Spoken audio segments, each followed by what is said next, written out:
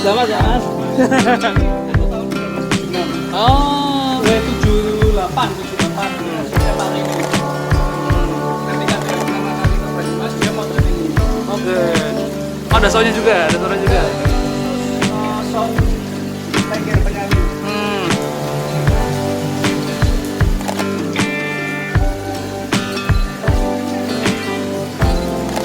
Delapan. Nggak ada apa-apa.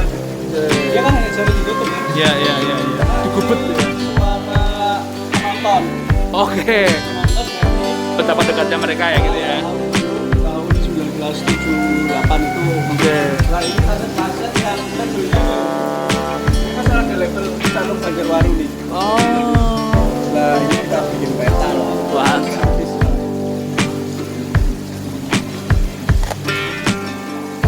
Nah kalau ini Parasito, dia pencipta.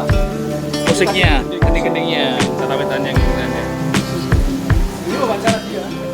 Dengan yang itu Rene itu, Rene itu. Oke Pak Om, di sini Om. Aku sebagai kurator festival, Jagat Lengger Festival. Oke Om, ini tujuannya apa sih acaranya? Oke, Jagat Lengger Festival ini kita selenggarakan itu untuk membaca rute perjalanan lengger yang kemudian kita bagi dalam 3 kategorisasi. Oke. Itu tradisi, kemudian kreasi dan kontemporer. Oke. Jadi emang itu perjalanan berapa tahun Mas kalau dilacak nih?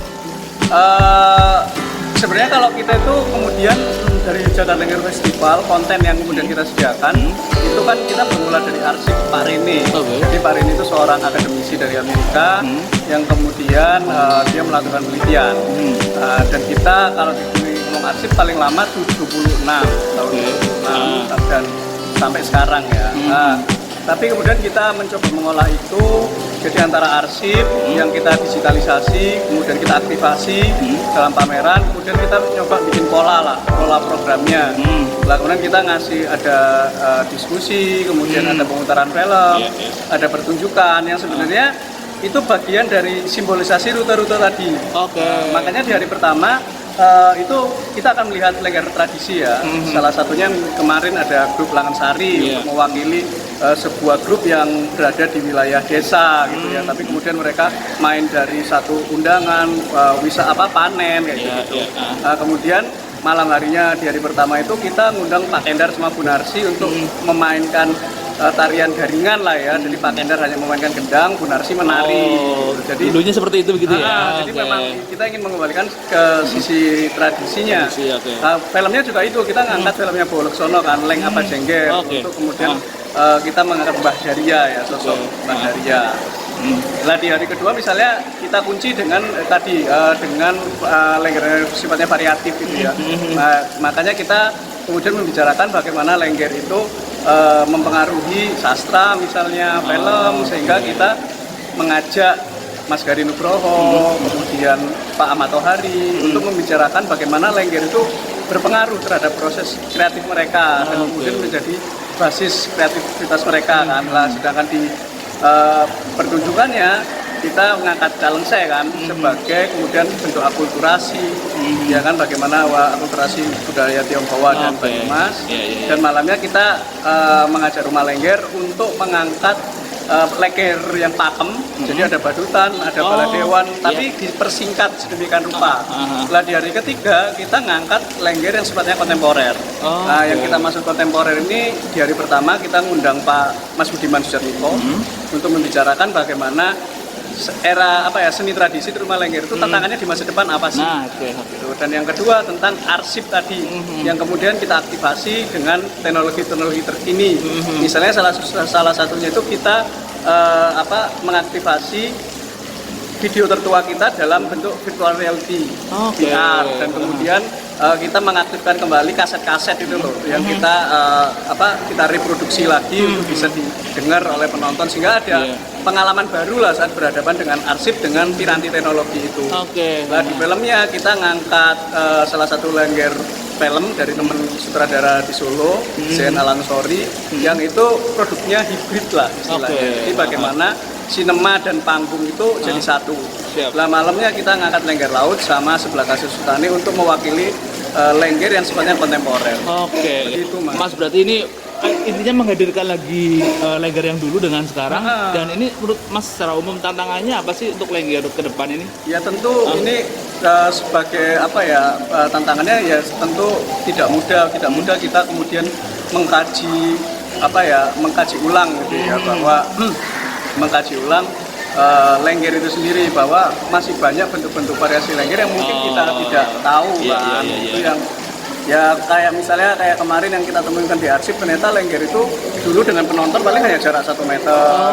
Dan kemudian kita saat nonton lengger sekarang kan jaraknya bisa ratusan meter karena ada panggung. Ini kan sebuah apa ya isu atau wacana yang patut dibicarakan seperti itu sih. Siap. Tapi ini ya paling enggak ini menjadi sarana untuk melestarikan dalam arti mendokumentasikan secara baru ya, digitalisasi sih mungkin ya. Kalau kita sih lebih ke arah bagaimana sebenarnya kita mengaktifasi arsip, dan kemudian yang kedua tujuan kita bagaimana transformasi dalam lengger itu hal yang biasa, karena sebagai sebuah bentuk seni, eksperimentasi bentuk, gagasan itu hal yang wajar.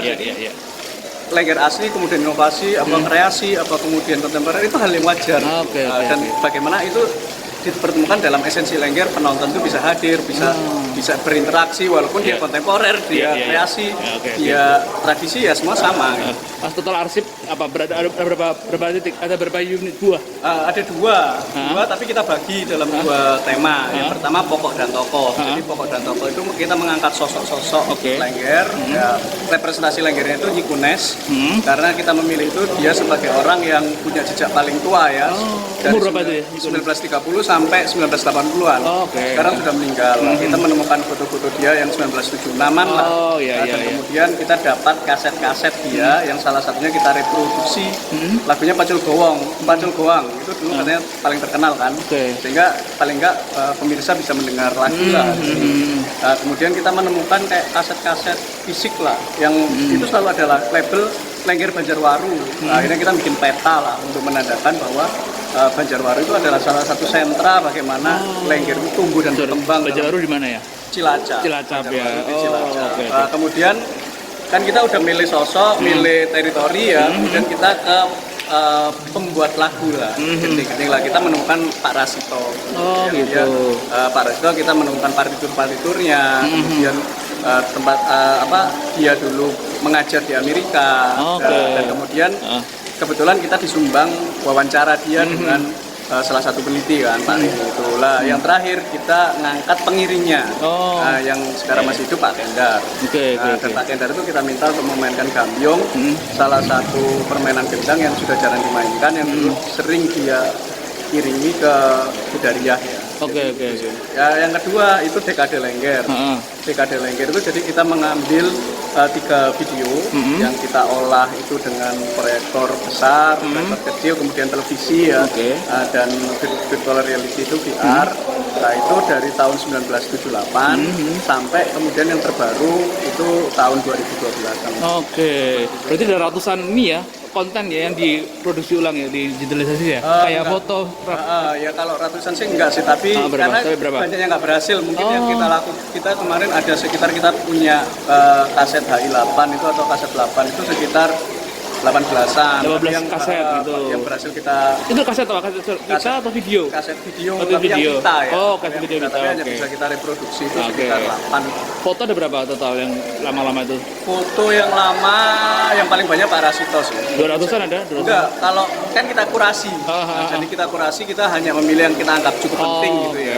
Jadi yang bisa menggambarkan interaksi dia, potret diri dia, kemudian pengalaman hidup dia, seperti yang kita ini kan dengan arsip data, partitur yang dia tulis.